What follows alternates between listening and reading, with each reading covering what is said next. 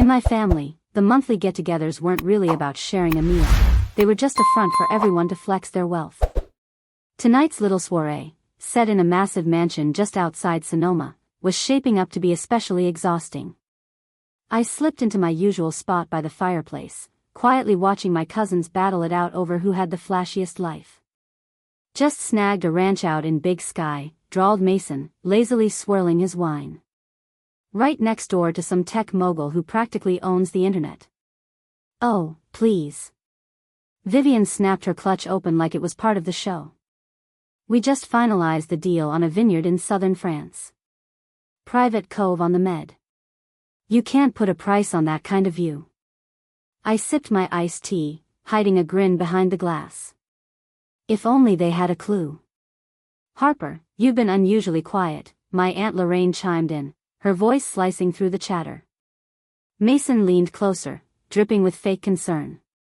"We were just wondering how you'd been managing, living-wise." And there it was. I set my glass down. "What about it?" I asked.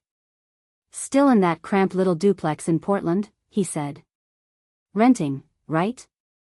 Vivian added, playing up her surprise. "Didn't realize people our age still rented." I nearly laughed out loud. "That so-called little duplex on Maple Avenue?" It was actually the very first property my firm, Blue Fern Capital, acquired. To them, I was just a broke renter. Truth was, I owned the place.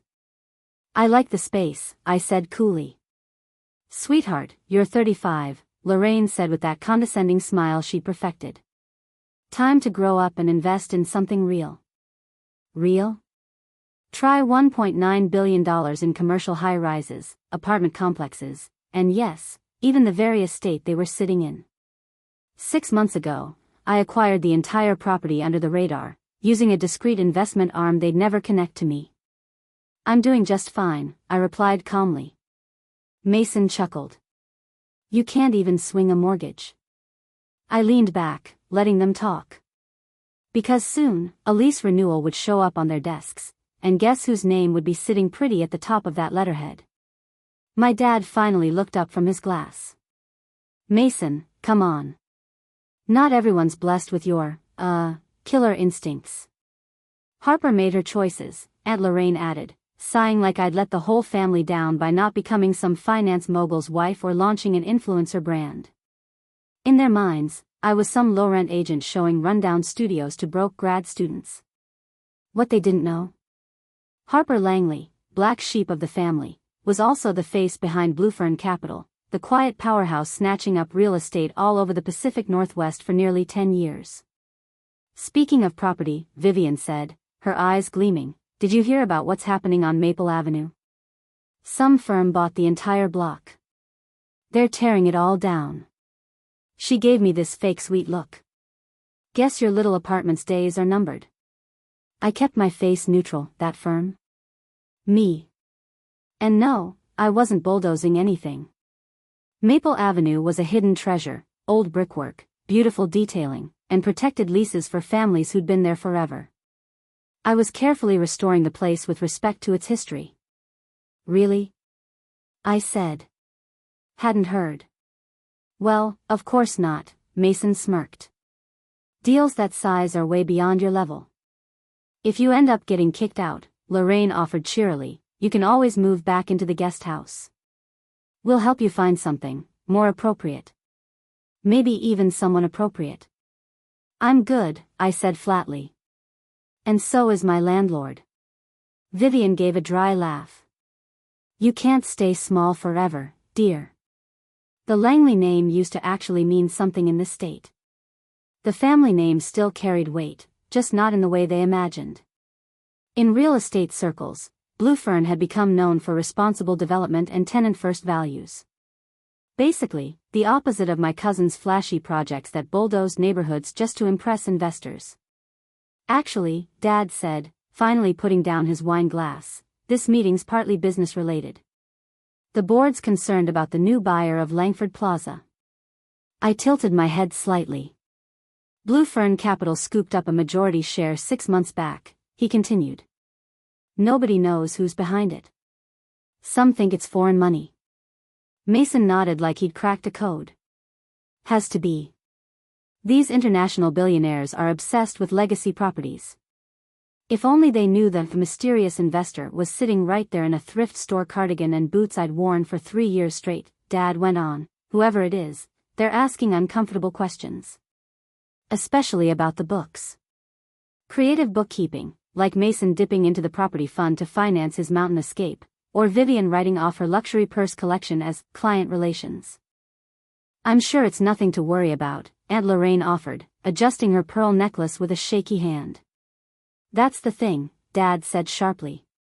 This Bluefern person doesn't care about legacy names. They've called for a full audit. I watched their expressions flicker, panic wrapped tightly in polite smiles. But I knew exactly what an audit would do. It wouldn't just expose a few shady receipts, it would blow their entire little empire to bits. Maybe Harper could help, Vivian chirped, her voice sticky sweet. She's in real estate. Maybe she knows someone over there. All eyes turned on me. Just like that, I wasn't the family disappointment anymore. Now, I might actually be useful. I mostly deal with smaller residential stuff, I said, cool as ever. Nothing on the scale of Langford Plaza. For God's sake, Mason snapped. You can't even do something decent for your own family? Mom shot him a look, but didn't say a word. Even Dad was back to scrolling his phone, not bothering to stick up for me. None of them had a clue how helpful I was about to be, just not in the way they were hoping. Because tomorrow morning, Bluefern Capital was making it public, effective immediately, Langford Plaza was getting a complete overhaul. No more fake budgets. No more cozy contracts handed out to relatives. And definitely no more treating the building's bank account like a family ATM. I looked around the penthouse, artwork bought with maintenance funds, overpriced furniture, fixtures installed by Vivian's husband's company with padded invoices. Well, I said, standing up and brushing off my jeans. Some of us have early mornings. Vivian gave a smug little smile. Off to show another rent-controlled shoebox. I slung my old leather bag over my shoulder. Inside it?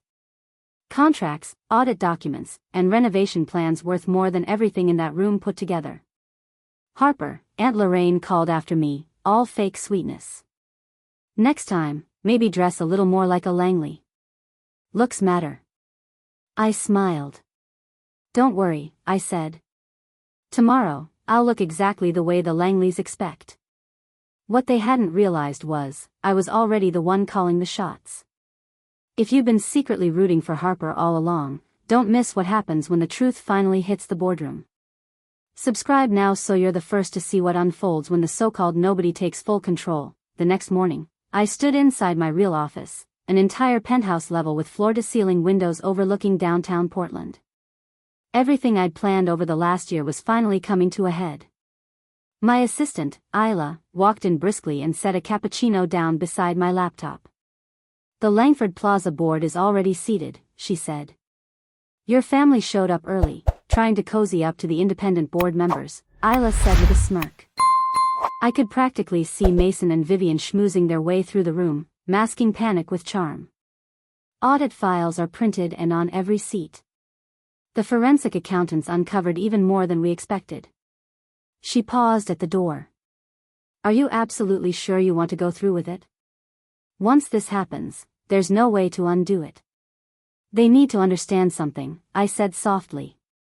Being born into a legacy doesn't give you the right to abuse it. I turned toward the window, catching my reflection in the glass. Gone were the jeans and old boots. I was wearing a sharp navy Altasara suit, clean lines, subtle power.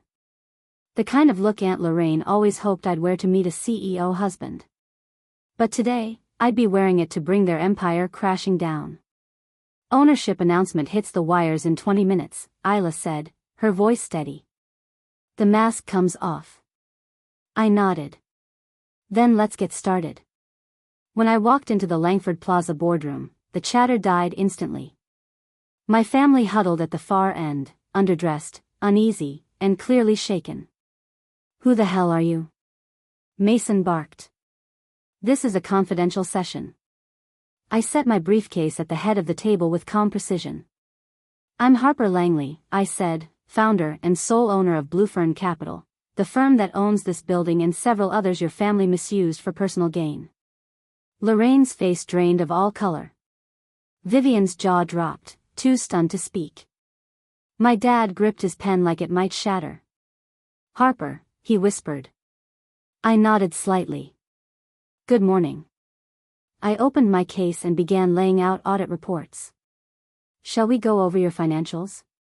This is ridiculous, Mason stammered. You're just what? I asked coolly. The disappointment? The renter and thrift shop clothes? Vivian blinked hard. But, you show rentals. I work, I said plainly. And I built something honest. Something that stands. The board sat frozen, watching the proud Langley family come undone page by page. These files, I said, gesturing toward the folders, detail every dollar mishandled, every padded invoice, every shady transaction. Here we have proof of financial mismanagement tied directly to Langford Plaza. I handed out the last set of papers. Mason, care to explain the $2.3 million in so-called roof repairs that conveniently lined up with your vacation home purchase in White River? His face flushed deep red. For a second, I thought he might faint. And Vivian, I continued, flipping another report. Want to walk us through how your husband's plumbing company billed 3 times the standard rate for basic maintenance? Because we're going to need an explanation. You'd really air out your own family's secrets like this? Lorraine gasped. No, I replied calmly. You aired it out. I'm just making sure it's disinfected. Dad finally spoke, voice soft, almost desperate. Harper, honey, we can talk about this. I raised a hand to cut him off. I've watched this family treat Grandpa Samuel's legacy like a bottomless credit line. You all laughed at my so-called small life, but while you were flaunting fake wealth, I was building something with substance. But, why? Vivian asked, her voice barely audible. Why live like you had nothing? I never claimed to be broke, I answered. I lived simply. I spent wisely. You just assumed that wealth had to scream to be real. The building on Alder Street? Mason asked, eyes wide. You actually live there? I own it, I corrected. And most of the block. And no, I'm not tearing it down. Because some of us still believe that real success doesn't come at the cost of destroying communities. That's when phones around the table started buzzing.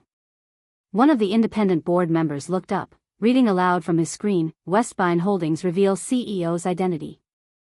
Nora Hale, a strange member of the Hale family, confirmed as owner of $5 billion real estate portfolio. Fumbled her phone. Ranked among top ethical developers, she muttered. Historic preservation, tenant protections. This will ruin us, Cassandra whispered. Pale. No, I said firmly, this will save you from yourselves. Effective today, Ashcraft Plaza will operate transparently. No more shell games. No more sweetheart contracts. And if we don't comply, Preston tried to sound bold, but his voice trembled. He smiled. Then I'll pass these reports to the authorities. I'm sure the IRS would find them enlightening. Silence thickened. What do you want? Dad finally asked. I want you to remember what the Hale name meant before all this. I met their eyes one by one. Great-grandfather built communities, not just profit margins. I stood gathering my papers. You have a choice. Work with me to restore that legacy, I said evenly, or find somewhere else to live. I hear there's some lovely rentals in Lake Osago. I turned to leave. Nora, wait. Dad's voice stopped me just as I reached the door. I was wrong about you. Yes, I replied quietly. You were? The aftermath unfolded like something out of a business drama. The media couldn't get enough of the hidden eyes of Portland, who'd quietly built a real estate empire and dismantled her family's illusions in one board meeting. Aunt Evelyn resigned from 3 local boards, too ashamed to show her face. Cassandra's husband's firm folded within weeks of the audit release, but not all of it was bitter. Arrested. Finally facing actual consequences, enrolled in a public university's real estate program, Cassandra began volunteering at a transitional housing shelter downtown. She told me later it gave her more purpose than her gallery openings ever had. And Dad, he asked to learn the business, not as a father reclaiming control, but as a student. This time he wanted to understand what I'd built. 6 months later, I was sitting in my Alder Street apartment. Yes, I kept it. Reviewing new quarterly reports, Ashcroft Plaza was thriving. Leases were stable. Tenant satisfaction was up. And small retailers on the ground floor were turning healthy profits. A knock broke my focus. I opened the door to find my mother. She wore jeans and no makeup. It took me a moment to process the casualness. "That I got your invitation," she said, holding it up. "A courtyard holiday party," I nodded. "It's not quite your scene." "No," she admitted, glancing around my modest space. "But I'm learning that maybe scene isn't everything." She picked up a photo, me at 25, beaming at my real estate license ceremony. "I never asked," she said. "Why this path?" "Because I wanted to build something real," I replied, "not just buy it and flaunt it." "And now," she murmured. "You control more than all of us." "I do," I nodded. "But control isn't the goal. Purpose is." She looked at me seriously. "Will you teach me?" "Come tonight," I said. "Meet the families who've lived here for decades. Listen, that's where legacy begins." Later, I stood by my window, watching lights twinkle across Portland. The city I'd quietly claimed pulsed beneath me.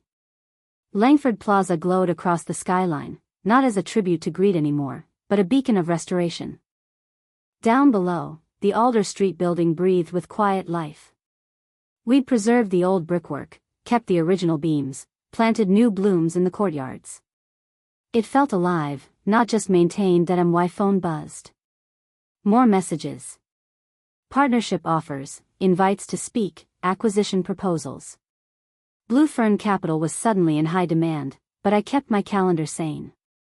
My rhythm slow and real. To me, success wasn't about avenging my past. It was about building something that meant something. Something solid. Something that would last. Sometimes, the person everyone underestimates ends up being the one they need to learn from.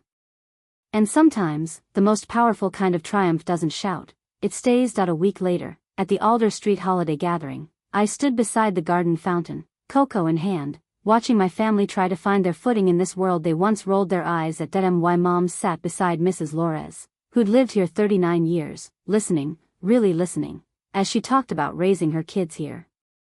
Mason was stringing lights with Mr. Keller, a World War II vet and the building's longest resident. Vivian, believe it or not, was at a kid's table, giggling as she helped them decorate sugar cookies. They were starting to get it. Real wealth isn't in what you flash around. It's in what you protect. What you share. What you lift up. My dad joined me by the cocoa station. "You know," he said, eyes on the courtyard, "your grandfather always believed buildings should protect hearts, not just wallets." I nodded. I found his old ledgers. Notes in the margins about fair leases and community spaces. We lost track of that. He looked at me, really looked. Not like I'd embarrassed the family. Like I'd carried forward something he'd dropped. "You could have crushed us," he said quietly. "That was never the goal," I replied, watching a little girl spin under the string lights, laughing. "I just wanted to build something that could outlive me." Because sometimes, real success isn't about proving them wrong. It's about offering them a better version of right. That if you've ever been underestimated, overlooked, or dismissed, maybe you see a piece of yourself in me. I didn't go into this hoping to shock anyone or get revenge. I just wanted to build something real. Something rooted. Something no one could take away, because it wasn't built on noise. It was built on values. If this story spoke to you, I'd love to hear your thoughts. Drop a comment. What have you built quietly while others doubted you? What kept you going when no one was clapping? Let's give each other credit for the unglamorous work. The hard nights. The decisions that didn't make headlines, but changed everything. And if you're at that place now, where no one expects anything from you, don't yell louder. Build stronger. You don't need applause to begin. You need clarity and consistency. That's it. The rest follows. Support this journey by subscribing. More stories are coming, about resilience, reinvention, and redefining success on your own terms, because legacy isn't about what you're handed. It's about what you create, and sometimes, the best revenge is no revenge at all. It's becoming exactly who they said you couldn't be. So stick around. Let's build something that lasts.